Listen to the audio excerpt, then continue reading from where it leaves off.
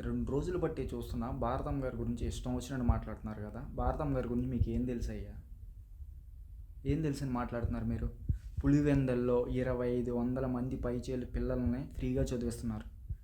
ఇంటికెళ్ళి మా పెళ్ళమ్మ అంటే ఆ పెళ్లి ఖర్చులకు కూడా డబ్బులిచ్చే వ్యక్తి భారతమ్మ గారు.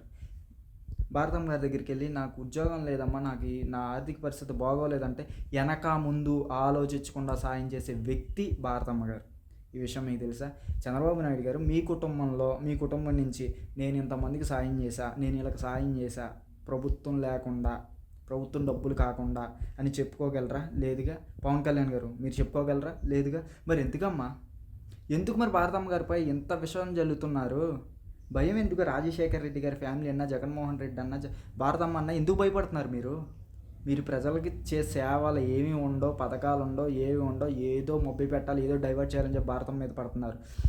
చూస్తున్నా ప్రతిదీ గుర్తుంది. టైం వచ్చిన రోజు కొడతాం. భారతమ్మ జోలికి వచ్చిన, జగన్మోహన్ రెడ్డి గారి జోలికి వచ్చిన ఊరుకునే పరిస్థితి అయితే లేదు.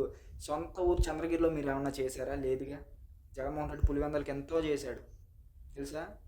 సొంత ఊర్లో దిక్కులేకగా మీరు పక్కన ఎక్కడో కుప్పంలో పోటీ చేస్తున్నారు. అది